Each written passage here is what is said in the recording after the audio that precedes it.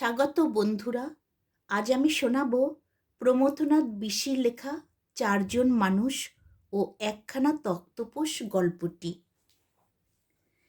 একদিন বিকালবেলা এক সরাইখানায় ৪জন পথিক আসিয়া পৌঁছিল। সরাইখানার মালিক তাহাদের যথাসম্ভব আদর অভ্যর্থনা করিয়া বসাইল। পথিকরা অনেক দূর হইতে আসিতেছে, পথশ্রমে অত্যন্ত ক্লান্ত। গতরাত্রি তাহাদের সকলেরই বৃক্ষতলে কাটিয়াছে। আজ সরাইখানায় বিশ্রাম ও আহার করিতে পারিবে আশায় উৎফুল্ল হইয়া উঠিল। তাহারা একটি কক্ষে বসিয়া আহার করিয়া লইল এবং তারপরে পরস্পরের পরিচয় লইতে লাগিল। তাহাদের কেহ কাহাকেও চিনিত না। এই তাহাদের প্রথম সাক্ষাৎ। প্রথম পথিক বলিল যে সে একজন শিক্ষক। এখন বিদ্যালয়ের ছুটি, তাই সে তীর্থযাত্রায় বাহির হইয়াছিল। হিমালয়ের পাদদেশে পশুপতিনাথের পীঠস্থান, কয়েকজন সঙ্গীর সাথে সে সেখানে গিয়াছিল। দেবদর্শন সারিয়া ফিরিবার পথে তাহারা পথ হারাইয়া এক বনের মধ্যে ঢুকিয়া পড়ে। রাত্রে তাহারা এক গাছের তলায় আশ্রয় লইতে বাধ্য হয়। ভোরবেলা যখন সে জাগিল, দেখিল যে তাহাদের সঙ্গীরা নাই। তৎপরিবর্তে তাহাদের কঙ্কাল কয়খানা পড়িয়া আছে। বোধ হয় কোনো সাপদে খাইয়া গিয়াছে, কিন্তু সে একা বাঁচিল কিরূপে? তখন তাহার মনে পড়িল সে যে শিক্ষক, সে যে জাতি গঠনের রাজমিস্ত্রি। সাপদ বোধ হয় সেই খাতিরেই তাহাকে ছাড়িয়া দিয়াছে। যদি এ সাপদটা তাহার ভূতপূর্ব ছাত্র হইত, তবে কি আর তাহার রক্ষা ছিল? কিংবা এমনও হইতে পারে যে হাজার ছাত্র শাসাইয়া এমন শক্তি সে অর্জন করিয়াছে, সামান্য সাপদে তাহার কি করিবে? যাই হোক, আর যে কারণেই হোক, সে পুনরায় চলিতে আরম্ভ করিল। সারা দিন চলিবার পরে সে এই সরাইখানায় আসিয়া পৌঁছিয়াছে। সংক্ষেপে ইহাই তাহার পরিচয়। তখন দ্বিতীয় পথিক আরম্ভ করিল। সে বলিল যে সে একজন সাহিত্যিক। গোরক্ষপুরে সাহিত্য সম্মেলনের অধিবেশনে সভাপতি নির্বাচিত হওয়ায় সেখানে সে গিয়াছিল। একটি বৃহৎ অট্টালিকায় যখন মহতী সভার অধিবেশন আরম্ভ হইয়াছে, এমন সময়ে এক কালান্তক ভূমিকম্প শুরু হইল। ফলে অট্টালিকার ছাদখানি পড়িয়া সকলেই মারা গেল। কেবল সে অক্ষত দেহে রক্ষা পাইয়াছে। তাহার শ্রোতারা বিস্ময়ে বলিল, তাহা কিরূপে সম্ভব? সাহিত্যিক বলিল, আপনারা জানেন না, আর জানিবেনই বা কিরূপে? আপনারা তো সাহিত্যিক নহেন।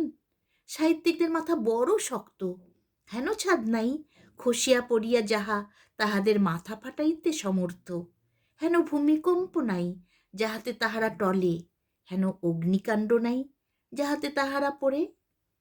শিক্ষক বলিল, তবে অন্য সবাই মরিল কেন? সাহিত্যিক বলিল, সে মহতী সাহিত্য সভায় আমিই ছিলাম একমাত্র সাহিত্যিক। ইহা শুনিয়া আপনারা বিস্মিত হইতেছেন, কিন্তু ইহা নিশ্চয়ই জানিয়া রাখুন, সাহিত্য সভায় পারতপক্ষে সাহিত্যিকরা কখনো যায় না, এক সভাপতি ব্যতীত। তাই তাহারা পিষিয়া মারা যায়। আর আমি যে শুধু বাঁচিয়া রহিলাম তাই নয়, আমার মাথায় লাগিয়া একখানা পাথরের টুকরা চূর্ণ বিচূর্ণ হইয়া ধূলি হইয়া গেল। এই সেই ধূলি। এই বলিয়া সে পকেট হইতে এক কৌটা ধূলি বাহির করিয়া দেখাইল। তারপরে বলিল, সাহিত্যিকদের বেলায় শিরোধূলি কথাটাই অধিকতর প্রযোজ্য। তারপরে গোরক্ষপুর হইতে বাহির হইয়া পথ ভুলিয়া এখানে আসিয়াছি। ইহাই আমার পরিচয়। তৃতীয় পথিক বলিল, মহাশয়, আমি একজন চিকিৎসক। হজরতপুরে মহামারী দেখা দিয়াছে শুনিয়া সেখানে আমি গিয়াছিলাম। সেখানে কোনো চিকিৎসক ছিল না। আমি সেখানে গিয়া নিজেকে বিজ্ঞাপিত করিবা মাত্র হজরতপুরের সমস্ত অধিবাসী নগর ছাড়িয়া পলায়ন করিল। তাহারা যাইবার সময়ে বলিয়া গেল যে মহামারীর হাতে যদি বা বাঁচি, মহাবৈদ্যের হাত হইতে রক্ষা করিবে কে? নগরের মধ্যে ঘুরিতে ঘুরিতে এক অতি কুৎসিত ও বীভৎস বৃদ্ধকে দেখিতে পাইয়া বলিলাম, তুমি পালাও নাই কেন? সে বলিল, আমার ভয়েই তো সকলে পালাইতেছে, আমি পালাইতে যাইব কেন? আমার নাম মহামারী। আমি তাহাকে বলিলাম যে, তোমার গর্ব বৃথা, সকলে আমার ভয়েই পালাইয়াছে, আমার নাম মহাবৈদ্য। ইহা শুনিবা মাত্র সে প্রাণ ভয়ে পলায়ন শুরু করিল। কিছুকাল পরে দেখি হজরতপুরের নাগরিকগণ মহামারীর সঙ্গে সন্ধি করিয়া আমার বিরুদ্ধে অভিযান আরম্ভ করিয়াছে।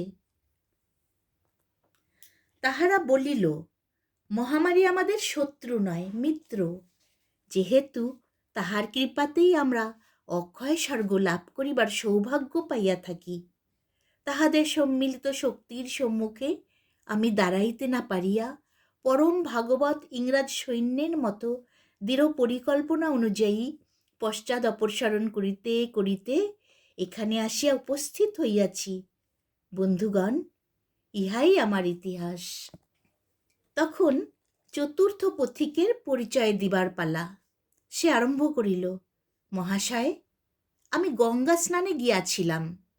সারা দিন উপবাসী থাকিয়া সন্ধ্যায় যখন স্নান করিতে নামিব, এমন সময় শুনিতে পাইলাম কে যেন বলিতেছে, বৎস, তুমি যথেষ্ট পুণ্য সঞ্চয় করিয়াছ, এখন স্নান করো, করিবা মাত্র তোমার মুক্তি হইয়া যাইবে, আর তোমাকে পৃথিবীতে বাস করিতে হইবে না। সে বলিল, মহাশয়, মুক্তি কাম্য ইহা জানিতাম, কিন্তু কখনো সদ্য মুক্তির সম্ভাবনা ঘটে নাই। আমি বিষম ভীত হইয়া পড়িলাম এবং গঙ্গা স্নান না করিয়াই পলায়ন করিলাম। রাত্রে পথ ভুলিয়া গেলাম, কোথা হইতে যে কোথায় গেলাম জানি না।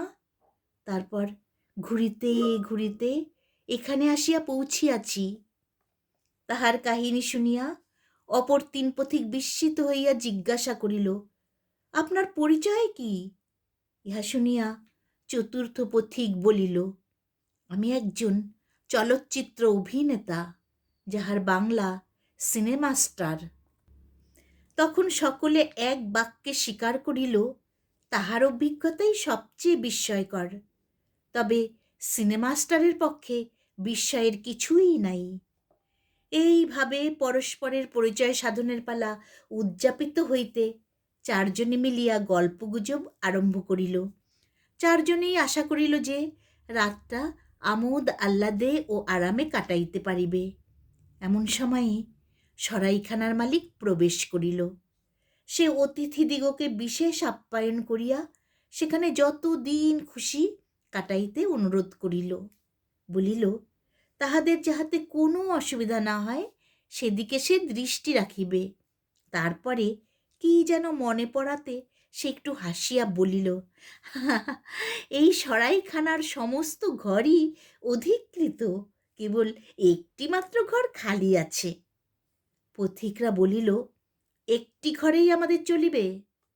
সরাইখানার মালিক বলিল, ঘরটি নিচের তলাতে, কাজেই একটু স্যাঁতস্যাঁতে।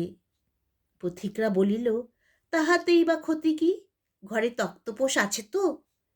মালিক বলিল, তক্তপোষ অবশ্যই আছে, কিন্তু একখানা মাত্র, কাজেই আপনাদের তিনজনকে মেঝেতে শুইতে হইবে, সেই জন্যই স্যাঁতস্যাঁতে মেঝের উল্লেখ করিয়াছিলাম। ইহা ছাড়া আর কোনো অসুবিধা নাই। আপনাদের মধ্যে কে তক্তপোষে শুইবেন তাহা আপনারা স্থির করিয়া ফেলুন, আমি আর কি বলিব। এই বলিয়া সে প্রস্থান করিল। তখন পথিক চারজন বিব্রত হইয়া পড়িল। কে বা তক্তপোষে শুইবে, আর কারা বা মেঝেতে শুইবে? তাহারা সেই ঘরটায় গিয়া দেখিল সরাইখানার মালিকের কথাই সত্য। ঘরের মেঝে বিষম ভেজা, তার উপরে আবার এখানে সেখানে গর্ত। ইতস্তত আরশোলা ইঁদুর ছুঁচো নির্ভয়ে পরিভ্রমণশীল। এক কোণে আবার একটা সাপের খোলসও পড়িয়া আছে, আর একদিকে একজনের মাপের একখানা তক্তপোষ, সেটাও আবার অত্যন্ত জীর্ণ। চারজনে গালে হাত দিয়া বসিয়া পড়িল। তাহাদের দুরবস্থা দেখিয়া ছুঁচোগুলো চিকচিক শব্দে পলায়ন করিল, যেন ফিক ফিক করিয়া হাসিয়া উঠিল। কে তক্তপোষে শুইবে? কাহার শরীর খারাপ? চারজনেরই শরীরের অবস্থা সমান। তখন শিক্ষক বলিয়া উঠিল, এক কাজ করা যাক, আমাদের মধ্যে যাহার জীবন সমাজের পক্ষে সবচেয়ে দরকারি সেই তক্তপোষে শয়ন করিবে, অপর তিনজনকে মেঝেতে শুইতে হইবে। ইহা শুনিয়া তিনজনে ত্রিকপথ বলিয়া উঠিল, ইহা অত্যন্ত সমীচীন, আর ইহা শিক্ষকের যোগ্য কথা বটে। কিন্তু কাহার জীবন সমাজের পক্ষে সবচেয়ে দরকারি তাহা কেমন করিয়া বোঝা যাইবে? পরীক্ষার উপায় কি? তখন সাহিত্যিক বলিল, আমি একটা উপায় নির্দেশ করিতে পারি। আসিবার সময়ে দেখিয়া আসিয়াছি, কাছেই একটা গ্রাম আছে, সেখানে আমাদের কেহ চেনে না। আমরা চারজন চার পথে সেই গ্রামে প্রবেশ করিব, নিজেদের অত্যন্ত বিপন্ন বলিয়া পরিচয় দেব। ইহার ফলে গ্রামের লোকেদের কাছে যে সবচেয়ে বেশি সাহায্য ও সহানুভূতি পাইবে, বুঝিতে পারা যাইবে তাহারই জীবনের মূল্য সর্বাধিক। তক্তপোষে শয়ন করিবার অধিকার তাহারই। সাহিত্যিকের উদ্ভাবনী শক্তি দেখিয়া তিনজনে স্তম্ভিত হইয়া গেল। তখন চিকিৎসক বলিল, তবে আর বিলম্ব করিয়া কাজ কি? এখনো অনেকটা বেলা আছে, এখনই বাহির হইয়া পড়া যাক। রাত্রি প্রথম প্রহরের মধ্যেই ফিরিতে হইবে। সিনেমাস্টার বলিল, আশা করি আমরা সকলেই নিজেদের অভিজ্ঞতা সম্বন্ধে ফিরিয়া আসিয়া সত্য কথা বলিব। ইহা শুনিয়া শিক্ষক বলিয়া উঠিল, হায় হায়, যদি মিথ্যা কথাই বলিতে পারিব তবে আজ কি আমার এমন দুর্দশা হইত। তখন সকলে পরিকল্পনা অনুযায়ী গ্রামের দিকে বিভিন্ন পথে প্রস্থান করিল। রাত্রি প্রথম প্রহর উত্তীর্ণ হইবার পূর্বেই চার বন্ধু ফিরিয়া আসিল। সকলে একটু বিশ্রাম করিয়া লইয়া সদ্যলব্ধ অভিজ্ঞতার ধাক্কা সামলাইয়া নিজের নিজের পরিভ্রমণ কাহিনী বলিতে শুরু করিল। প্রথমে শিক্ষক বলিতে আরম্ভ করিল। সে বলিল, আমি উত্তর দিকের পথ দিয়া গ্রামে প্রবেশ করিলাম। কিছু দূর গিয়া একটি সম্পূর্ণ গৃহস্থ বাড়ি দেখিলাম। ভাবিলাম, এখানেই আমার ভাগ্য পরীক্ষা করিব। বাড়ির দরজায় উপস্থিত হইবা মাত্র সেই দয়ালু গৃহস্থ আমাকে বসিবার জন্য একটি মোড়া গাইয়া দিল। আমি তাহাকে নমস্কার করিয়া উপবেশন করিলাম। সদাশয় গৃহস্থ আমাকে আপ্যায়িত করিয়া আমার পরিচয় শুধাইল। আমি বলিলাম যে আমি একজন বিদেশি শিক্ষক, পদ ভুলিয়া এখানে আসিয়া পড়িয়াছি। ইহা শুনিবা মাত্র গৃহস্থ চাকরকে ডাকিয়া বলিল, ওরে রামা, মোড়াটা ঘরে তুলিয়া রাখ, বাহিরে থাকিলে নষ্ট হইয়া যাইবে। আমি পরিত্যক্ত মোড়া হইয়া দাঁড়াইয়া রহিলাম। বলিলাম, আজ আপনার বাড়িতে রাত্রি কাটাইবার অনুমতি প্রার্থনা করি। ইহা শুনিয়া গৃহস্থ বলিল, তোমাকে যে আশ্রয় দেব তাহার স্থানাভাব। আমি বলিলাম যে অন্য জায়গা যদি না থাকে তবে অন্তত আপনার গোয়াল ঘরে নিশ্চয়ই স্থান হইবে। ইহা শুনিয়া গৃহস্থ বলিল, গোয়াল ঘরেই বা স্থান কোথায়? 10-12টা গরু আছে, কোনটাকে বাহিরে রাখিতে সাহস হয় না। রাত্রে বাঘের ভয়, আজকাল গরুর যা দাম জানো তো। আমি কহিলাম, গরুর চেয়ে শিক্ষকের জীবনের মূল্য কম? সে বলিল, কি যে বলো, একটা যেমন তেমন গরুও আজকাল 500 টাকার কমে মেলে না, আর 10 টাকা হইলেই একটি শিক্ষক মেলে। এখন তুমিই বিচার করিয়া দেখো। আমি বলিলাম, কিন্তু আমরা যে জাতি গঠন করি। বৃদ্ধ হাসিয়া বলিল, তার মানে তোমরা গরু চড়াও, কিন্তু রাখালের চেয়ে গরুর মূল্য অনেক বেশি। আমি বলিলাম, আপনার ছেলে নিশ্চয়ই শিক্ষকের কাছে পড়ে। সে বলিল, পড়ি তো, এখন পড়ে না। এক সময় তাহার জন্য একজন শিক্ষক রাখিয়াছিলাম। সে এখন আমার গরুর রাখালি করে, কারণ সে দেখিয়াছে যে শিক্ষকের চেয়ে রাখালের বেতন ও সম্মান অনেক বেশি। তবে তুমি যদি রাখালি করিতে চাও, আমি রাখিতে পারি। আমার আর একজন রাখালের আবশ্যক। আর তোমাকে একটা পরামর্শ দিই, গরু যদি চড়াইবে, তবে এমন গরু চড়াও যাহারা দুধ দেয়। দুধ দেয় না এমন মানুষ গরু চড়াইয়া কী লাভ? যাই হোক, তোমার ভালো মন্দ তুমি বুঝিবে। তবে বাপু, এখানে তোমার জায়গা হইবে না। ইহা শুনিয়া বুঝিতে পারিলাম যে শিক্ষকের জীবনের কি মূল্য।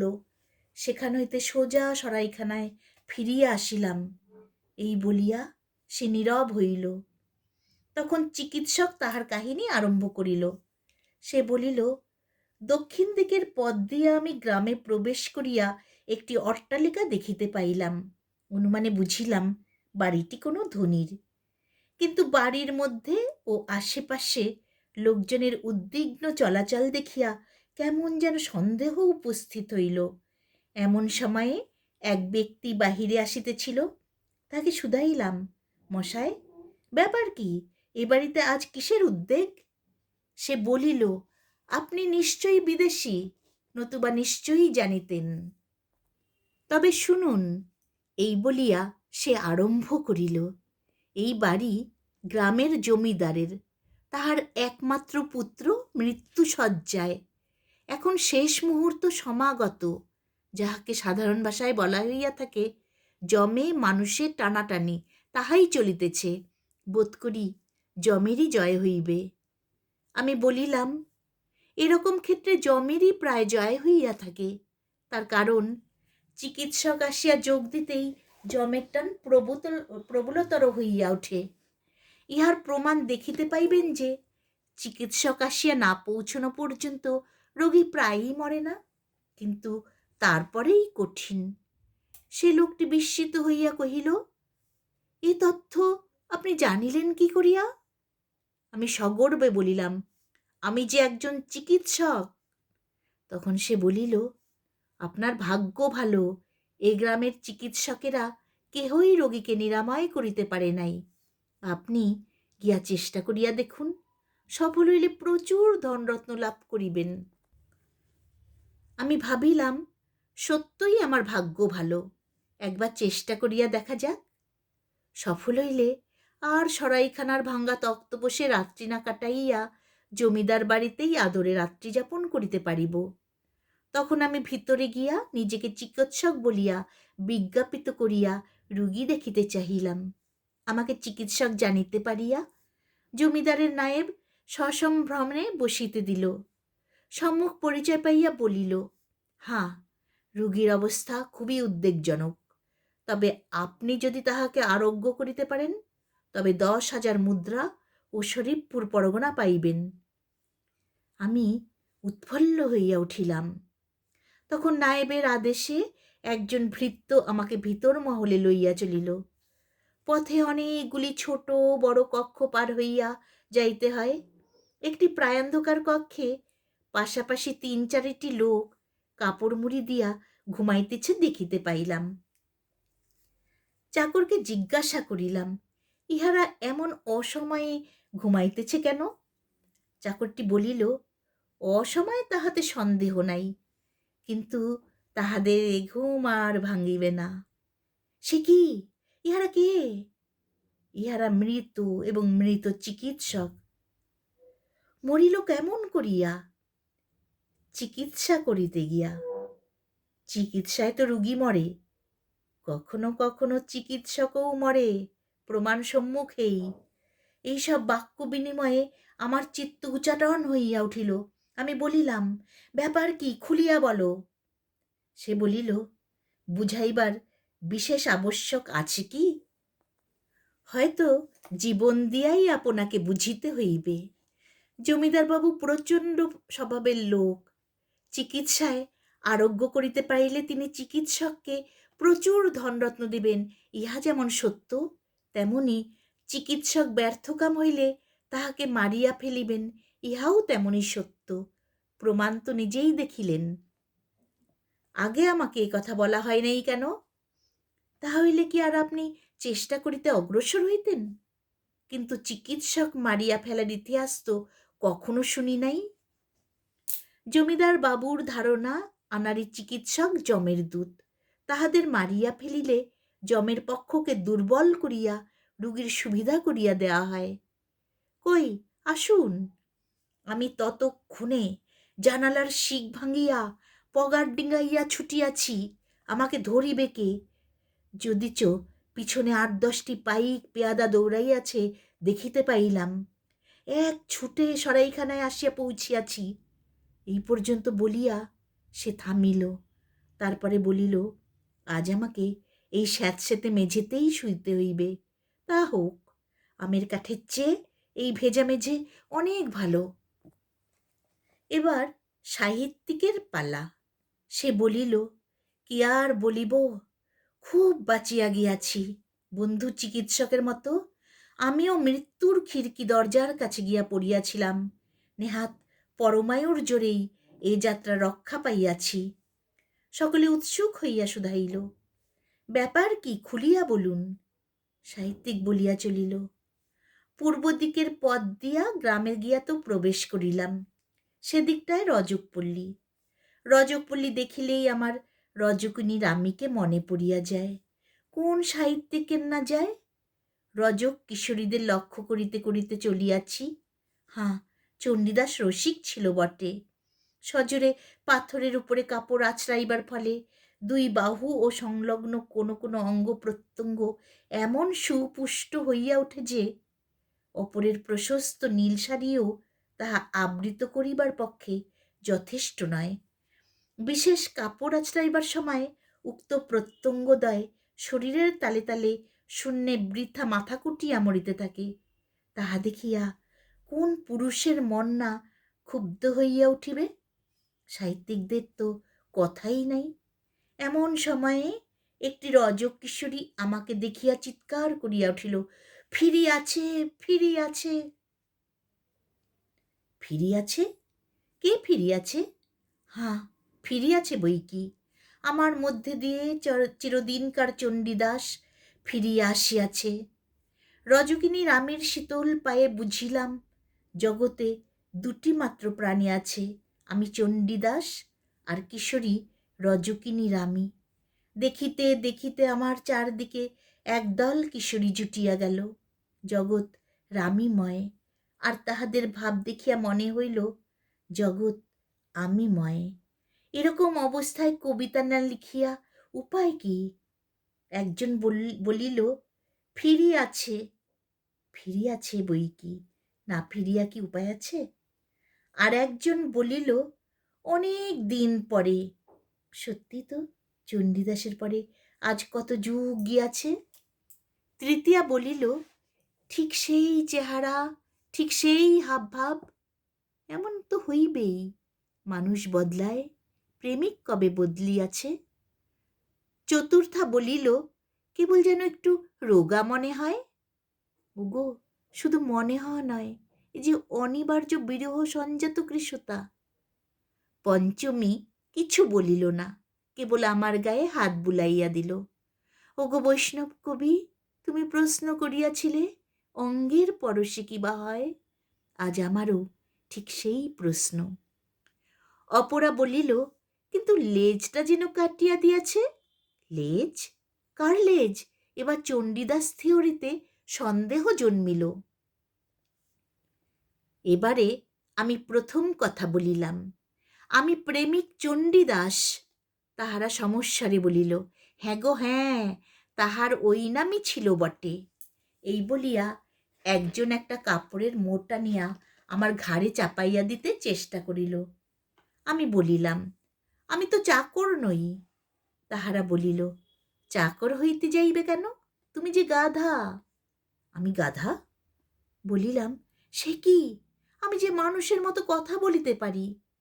রসিকা বলিল, অনেক মানুষ গাধার মতো কথা বলে, একটা গাধা না হয় মানুষের মতোই কথা বলিল, আশ্চর্যটা কি? আমি ব্যস্ত হইয়া বলিলাম, আরে আরে, আমি যে সাহিত্যিক। তবে আর তোমার রাসভত্তে সন্দেহ নাই, কারণ যাহারা মধুর স্বাদ নিজে গ্রহণ না করিয়া কবিতার ব্যাখ্যা করিয়া মরে, তাহারা যদি গাধা না হয় তবে গাধা কে? তখন অপর এক কিশোরী বলিল, ও দিদি, এই যে বস মানিতে চায় না, কি করি? কিশোরী দিদি যুবতী বলিল, প্রেমের ডুরিখানা আনতো। প্রেমের ডুরি শুনিলেও দেহে রোমাঞ্চ হয়। দেখিতে পাইলাম একজন মোটা একটি কাছি আনিতেছে। তবে ওরই নাম প্রেমের ডুরি? ও ডোর ছিঁড়িবা সাধ্য তো আমার হইবেই না, এমনকি পাড়া শুদ্ধ লোকের হইবে না। তখনই ছুট, কিশোরীরা দৌড়ায় বেশ, প্রায় ধরিয়াছিল আর কি। উফ, পদ বিপদ লক্ষ্য করি নাই। এই দেখুন, হাঁটুর কাছে ছড়িয়া গিয়াছে, কাপড়টা ছিঁড়িয়া গিয়াছে। তবু ভালো যে প্রেমের ডুরিতে বদ্ধ হই নাই। এই বলিয়া সে থামিল। তারপরে বলিল, তবু ভালো যে আজ ভিজা মেজেতে শুইতে পাইব। প্রেমের ডোরে বাধা পড়িলে গোয়ালে ঘুমাইতে হইত। তাহার কাহিনী শেষ হইলে সকলে মিলিয়া সিনেমা স্টারের অভিজ্ঞতা শুনিবার জন্য উদ্গ্রীব হইয়া অপেক্ষা করিতে লাগিল। চতুর্থ পথিক তাহার অভিজ্ঞতা বর্ণনা করিতে শুরু করিল। বন্ধুগণ, আমি পশ্চিম দিকের পথ দিয়া গ্রামে প্রবেশ করিয়া দেখি একটি পুকুরের ধারে একটি মেলা বসিয়াছে।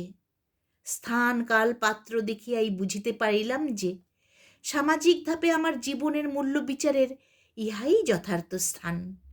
আমি তখন পুকুরের জলে নামিয়া ডুবিয়া মরিতে চেষ্টা করিলাম। আপনারা ভয় পাইবেন না, সহস্রবার ডুবিয়াও কি করিয়া না মরিতে হয় তাহার কৌশল আমাদের আয়ত্ত। ডুবিয়া মরিবার চেষ্টা অভিনয় মাত্র। আমি সকলকে ডাকিয়া বলিলাম, আমি ডুবিয়া মরিতেছি, তোমরা আমাকে বাঁচাও। আমার আর্ত আহ্বান শুনিয়া সকলে পুকুরের ধারে আসিয়া দাঁড়াইল, কিন্তু কেহ জলে নামিল না।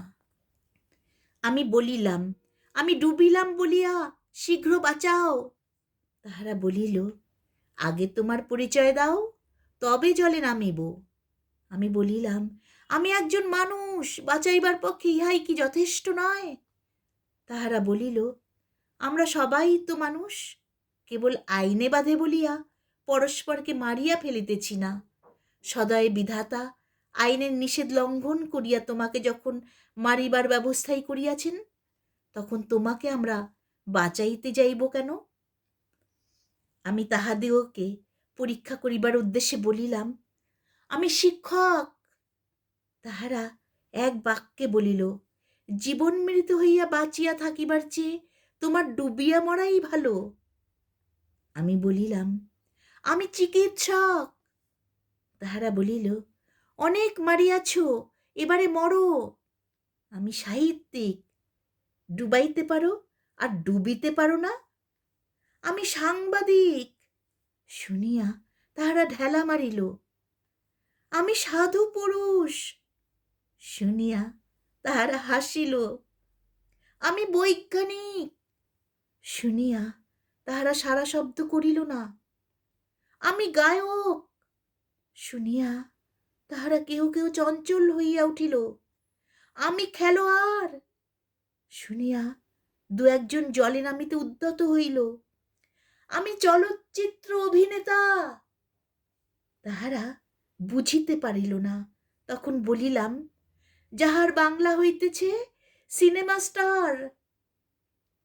ইহা শুনিবা মাত্র মেলার সমস্ত জনতা একসঙ্গে ঝাঁপ দিয়া পড়িল। পুকুরের জল স্ফীত হইয়া উঠিয়া মেলার জিনিসপত্র ভাসাইয়া লইয়া গেল। সকলেরই মুখে হায় হায়, গেল গেল, দেশ ডোবে, জাতি ডোবে, সমাজ ডোবে, রাজ্য সাম্রাজ্য সভ্যতা আদর্শ ডোবে, তাহাতে ক্ষতি নাই, কেবল সিনেমা স্টার ডুবিলে সমস্ত গেল, হায় হায়, গেল গেল। সকলে মিলিয়া আমাকে টানিয়া তুলিয়া ফেলিল। সকলে অর্থাৎ আবাল বৃদ্ধ, নর নারী, যুবক যুবতী, বালক বালিকা, কিশোর এবং কিশোরী আমাকে মাটিতে ফেলিয়া দিয়া আমার দেহের অঙ্গ প্রত্যঙ্গের মাপজোক লইতে আরম্ভ করিয়া দিল। পা হইতে মাথা পর্যন্ত নানান স্থানের মাপ, তারপরে চুলের রং, ঠোঁটের রং, নখের রং, দাঁতের রং, চোখের রং, এসব টোকা হইয়া গেলে আমার জীবন ইতিহাসের খুঁটিনাটি লইয়া প্রশ্ন শুরু করিল। আমাকে কিছুতেই ছাড়িতে চাহে না। আগামী করল তাহাদের সম্বর্ধনা গ্রহণ করিব এই প্রতিশ্রুতি দিয়া তবে ছাড়া পাইয়া আসিয়াছি। চতুর্থ পথিকের অভিজ্ঞতা শুনিয়া অপর তিনজনে বুঝিতে পারিল আজ রাত্রে তক্তপোষে শুইবার অধিকার কাহার।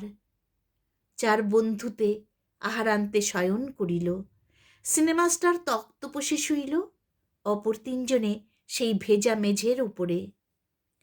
তক্তপোষ সাই সিনেমাস্টারের নিদ্রার তালে তালে যখন নাসিকা গর্জন চলিতেছিল, তখন তিনজনে মশা মাছি ছুঁচো ইঁদুর প্রভৃতি তাড়াইয়া বিনিদ্র নিদ্রায় রাত্রি কাটাইতেছিল। সারা রাত ছুঁচোগুলো চিকচিক করিয়া ঘরময় দৌড়িয়া বেড়াইল। তিনজনের কানে তাহা বিদ্রূপের ফিক ফিক হাসির মতো বোধ হইল। ঘরের এক প্রান্তে একটা সাপের খোলস পড়িয়া থাকা সত্ত্বেও তাহারা নির্বিঘ্নে রাত্রি অতিবাহিত করিল। কপালে যাহাদের দুঃখ, সাপেও তাহাদের স্পর্শ করে না।